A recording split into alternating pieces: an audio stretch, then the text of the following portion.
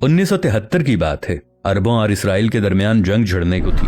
अमरीकी सेनेटर अहम काम के सिलसिले में इसराइल आया। वो असलहा कमेटी का सरबराह था। उसे फौरन इसराइल की वजीर आजम गोल्डा मायर के पास ले जाया गया। गोल्डा मायर ने एक घरेलू औरत की तरह सेनेटर का इस्तकबाल किया और उसे अपने किचन में ले गई। यहां उसने अमरीकी सेनेटर को एक छोटी सी डाइनिंग टेबल की कुर्सी पर बिठाकर चूल्हे पर चाय के लिए पानी रख दिया और खुद भी वहीं आ बैठी।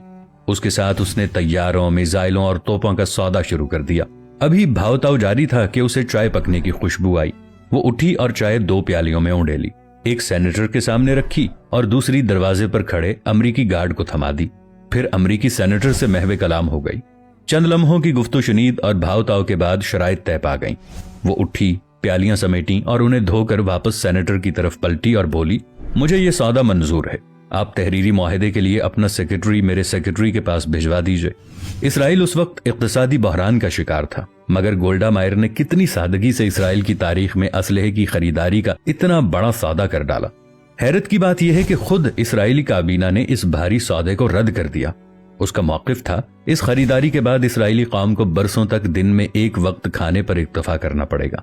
गोल्डा मायर ने कहा, आपका खदशा दुरुस्त है, लेकिन अगर हम ये जंग जीत गए और अरबों को पसपाई पर मजबूर कर दिया तो तारीख हमें फाते करार देगी और वो भूल जाएगी कि जंग के दौरान फाते कौम ने कितने अंडे खाए थे और रोजाना कितनी बार खाना खाया था।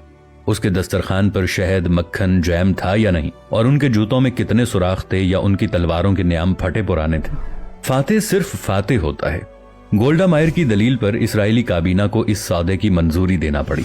आने वाले वक्त ने साबित कर दिया कि गोल्डा मायर का इकदाम दुरुस्त था और फिर उसी असलहे और जहाजों से यहूदी अरबों के दरवाजों पर दस्तक दे रहे थे।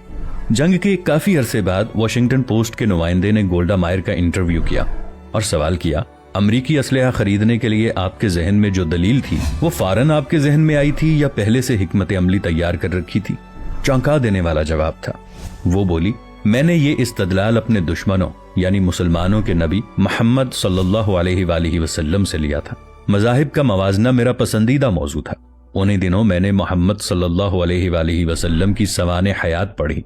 इस किताब में मुसन्निफ ने एक जगह लिखा था कि जब मोहम्मद सल्लल्लाहु अलैहि वसल्लम का विसाल हुआ तो उनके घर में इतनी रकम नहीं थी कि चिराग जलाने के लिए तेल खरीदा जा सके। लिहाजा उनकी अहलिया उम्मुल मोमिनीन हजरत आयशा सिद्दीका रदियल्लाहु ताला अन्हा ने उनकी ज़रा बख्तर रहन रखकर तेल खरीदा। लेकिन उस वक्त भी मोहम्मद सल्लल्लाहु अलैहि वसल्लम के हुजरे की दीवारों पर 9 तलवारें लटक रही थीं।